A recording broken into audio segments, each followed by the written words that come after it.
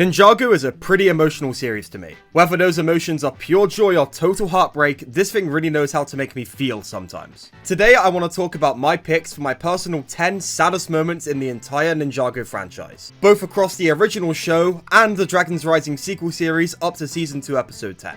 As always with these kinds of top 10 style ranking videos, this list is not an objective one. It is based purely on my own personal opinions and feelings. So if you find yourself disagreeing with the picks I've put on this list today, be sure to let me know what your personal ranking would look like in the comments below. And with all of that preamble and hubbub out of the way, let's get straight into the ranking. Number 10. In at the number 10 spot on this list, we have the moment from Ninjago March of the Oni, where Cole falls from the Destiny's Bounty into the Oni fog below. Now, I won't lie, this scene is very much a cheap fake out death. Usually, I would not dream of putting a cheap fake out on a list like this, but this scene is so ridiculously well handled that I feel like I need to make an exception for it. The choice not to have any audio in this scene at all outside of the devastating score is such a good one, that combined with the slow motion really allows you to stop and take in just what a devastating moment this is for the ninja. I love how even despite the lack of dialogue, we get such a detailed look at the ninja's reactions to this situation. Nia being absolutely guilt-struck and devastated, Zane still trying to be logical and rational despite all of the stuff that's happening, and doing everything he can to convince Kai to not turn around the ship and try and save Cole. This scene just does such a good and artsy job at conveying how the ninja feel about Cole falling into the darkness, that even despite the reveal that Cole survived the fall, this scene still does kinda get me, man.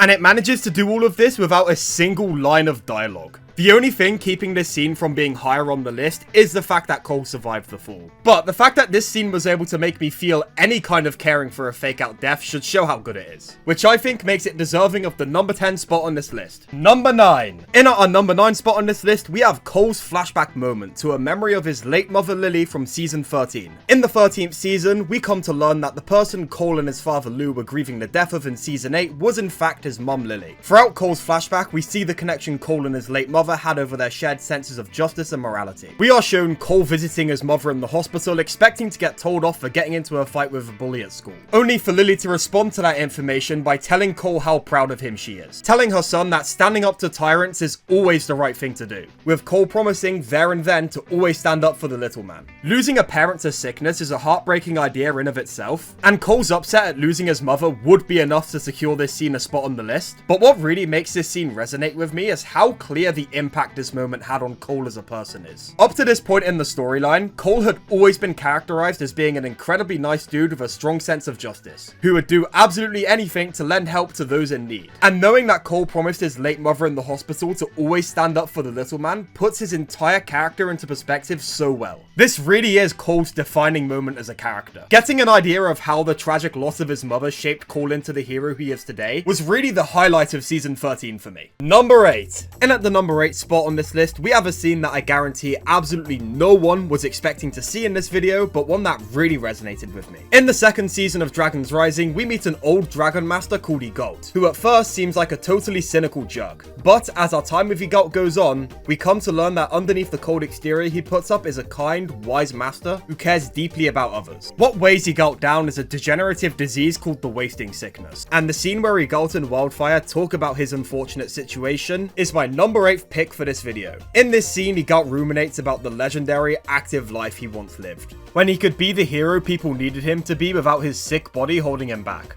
This scene is a truly devastating one to me. What I love about it is that it paints a really clear picture of just how torn up Egalt is about his situation. His sickness turned him from a proactive hero who could be the change he wants to see in the world, to someone who can barely manage training students and carrying out day-to-day duties without pain.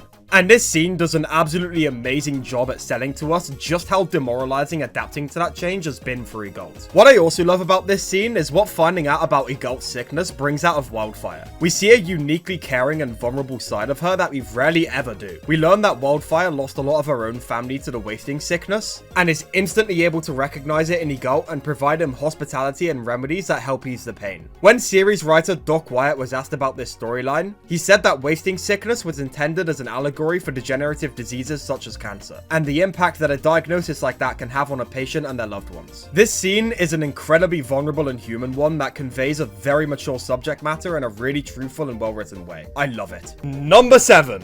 Moro's final moments before being dragged into the ocean by the Preeminence are coming in at the number 7 spot on this video. Moro throughout season 5 struggles with his inflated pride and ego, clinging on to this obsessive idea of proving himself to be the man. Moro wants to be him. In his mind, he was supposed to be the ultimate chosen one green ninja, and with that outlook of himself comes his belief that relying on others is a weakness. In his final moments, however, Moro is confronted by his former sensei Wu, who in a final heart-to-heart between former student and master, tells Moro that he never needed to prove himself, and that relying on others is something that everyone needs to do, even Wu himself. This wisdom from Wu gives Moro newfound perspective on his life and the things that he's done, causing him to realize the sheer scope of how bad the choices he's made are. Now realizing the true nature of the situation, Moro chooses to make the ultimate sacrifice, allowing the Preeminent to drag him into the ocean and end his life so that Wu can obtain the Realm Crystal and save the real Green Ninja. This is a tragic and yet super satisfying moment of clarity for Moro, where he finally starts to do the right thing but has to give up everything in the process. Number 6. In at the number 6 spot on this list, we have an absolute classic, the memory switch scene from season 1. Before this point, Zane had spent the entire show trying to figure out the mystery of who he is, where he came from. This plotline culminates in the episode TikTok, where Zane realizes that he's so different from everyone else because he's a robotic ninjroid. Alongside that revelation comes the discovery of Zane's memory switch, which as we come to find out was made by Zane's creator Dr. Julian to reset Zane's memory and make him forget his life, so that Zane wouldn't have to suffer from the pain and grief of his father's eventual passing from old age. After Zane reactivates his memory switch, we are hit with a collection of memories of the time Zane and his father spent together, whilst one of the most heart-wrenching songs in all of Ninjago, called Remembering Father, plays. Here we get a sense of just how much Zane loved and depended on his dad, which makes his eventual death and final words to Zane all the more heartbreaking.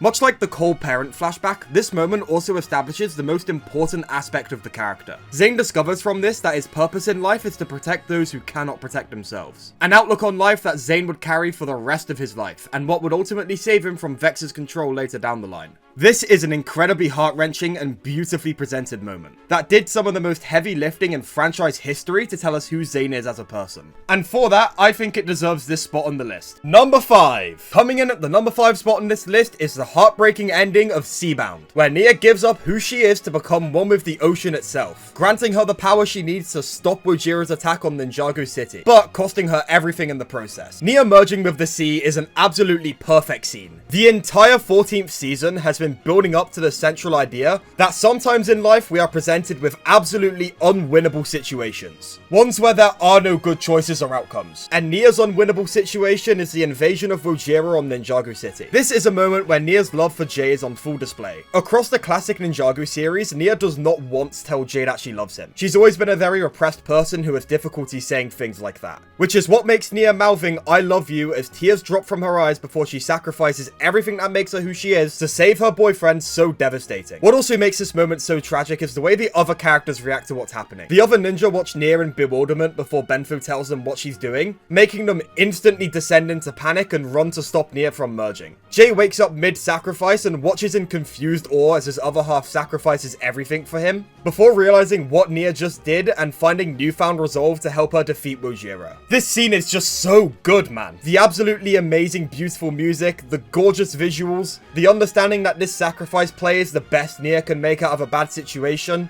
Nia's mum not even being able to be there to say goodbye to her daughter, Jay lying half-conscious, gasping for air as he watches Nia sacrifice everything for him. It's also beautifully tragic and comes together to make one of Ninjago's most devastating moments. Number 4. In at the number 4 spot on this list, we have the banishment of Sensei Garmadon to the Cursed Realm from Ninjago's 4th season Tournament of Elements. This one always hits so hard for me, man. Lloyd had only just saved his father from the evil corruption that drove the two apart their entire lives, and only just started to actually mend the relationship between the two and spend time with each other. And just as quickly as Lloyd reunited with his father, the two had to say goodbye yet again. because Garmadon had come to the realization that the only way to stop the Second Serpentine War was to sacrifice himself to the Cursed Realm, unleashing the spirits of the true Anachondrite generals from 40 years ago to curse Chen and his army of fake Anachondrite to the Cursed Realm. When Lloyd initially realizes what has to happen to Garmadon, he does not take it well at all. And what follows is a moment where Lloyd goes absolutely crazy on Chen's army, pulling no punches, as we're hit with a collection of flashbacks to the most meaningful Lloyd and Garmadon moments across the entire series. This moment does such a good job conveying to us how much despair Lloyd feels about losing his father again.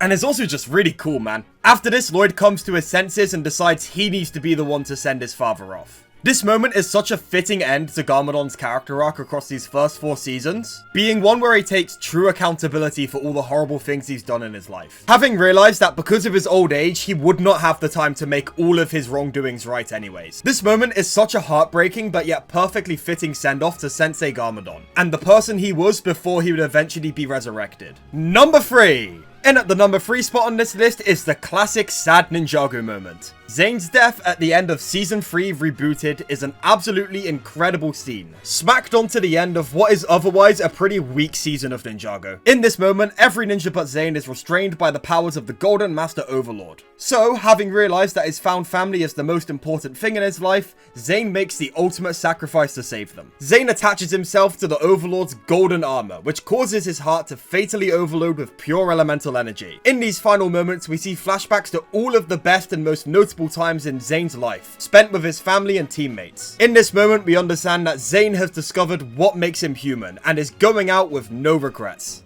After his heart becomes fully overloaded, Zane explodes into pure elemental ice, defeating the Golden Master. The super tragic version of Zane's theme that they played during the flashbacks really ties everything together into such a heartbreaking bow. This is such a defining moment for Zane that goes to show just how human he is despite being a robot, and how much he cares for his loved ones. Zane did end up coming back to life in a new body after this scene, but it still hits really hard for me, earning it the number 3 spot on this list. Number 2! In at the runner-up position on this list, we have the fateful battle between Lloyd and Garmadon from Ninjago Season 8. Well, it's less of a battle and more a completely brutal beatdown on Lloyd. After Harumi used the Oni masks to resurrect the worst parts of Garmadon's personality, Lloyd stormed into Cryptarium prison, absolutely convinced that this would go like Season 2, and that he'd be able to turn Garmadon over to the good side again, allowing him to finally have his father back after he lost him in Season 4. However, Lloyd would quickly come to the heartbreaking realization that despite Garmadon being resurrected, his father was still dead. Garmadon here really is not the man you recognize, as he beats his son near to death, disowns him to his face, and then throws him through a wall. Even 6 years after this scene was first aired, the line from Garmadon, "I have no son," at the end of this fight is still one of the most shocking and sad lines of dialogue in the entire series. Before this scene, the idea of Garmadon willingly going out of his way to hurt his son was completely unheard of, but seeing it happen to this extent was just completely devastating, and did such a good job immediately communicating to the viewer that this is not the Garmadon we know. This is always gonna stand as one of Ninjago's best and most heartbreaking scenes. And finally, in the number 1 position on this list, the saddest moment in all of Ninjago for me is the demise of Harumi in Ninjago Season 9. Harumi is a very complex character in her only Trilogy appearance. The singular event that drove her to do everything she's ever done in her life is the demise of her parents in the Great Devourer attack on Ninjago City. This is the event that gave her a viewpoint that the ninja are not fit to protect Ninjago, and made her set out on her quest to try and fill the role of protecting Ninjago for them by placing a superpowered evil Garmadon into a fascist seat of power.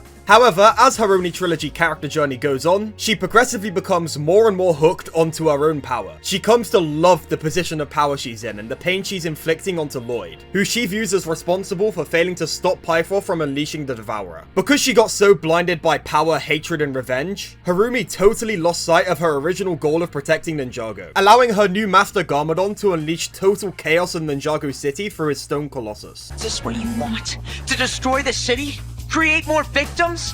Just think how many others will be made like you. This isn't what you want.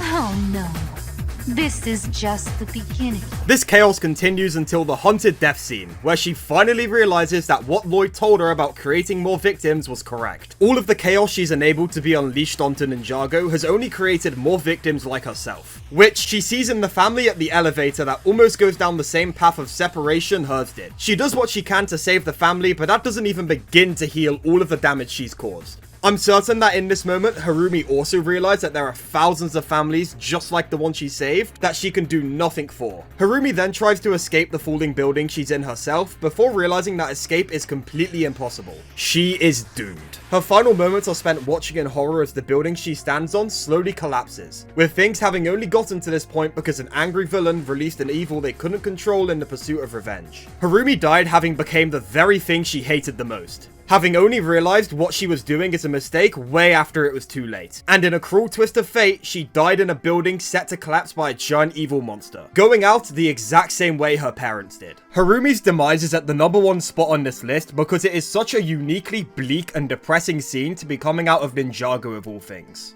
It's a moment where Harumi realizes that she has wasted her entire life becoming the thing she hated the most. And then, right as she realizes that, dying horribly in a building collapse before she could find any kind of closure or redemption. It's just such a perfect bookend to the tragic character that is Harumi. And even since they've brought her back from the dead and kind of undermined some of her original portrayal, this moment, even after all of this time, still stands as Ninjago's saddest and most impactful moment for me. And with that, that is my ranking of the top 10 saddest moments in Ninjago history. Just to remind you all again, this is not an objective list and is my opinion. If you would rank these scenes differently or think I missed any in this video, be sure to let me know what your ranking of the saddest Ninjago moments would look like in the comments below. As always, a massive thank you to my channel members for financially supporting the channel. Your names are on screen now. And a huge thank you to everyone for watching this video all the way through. And as always, I hope to see you in the next one. Goodbye for now.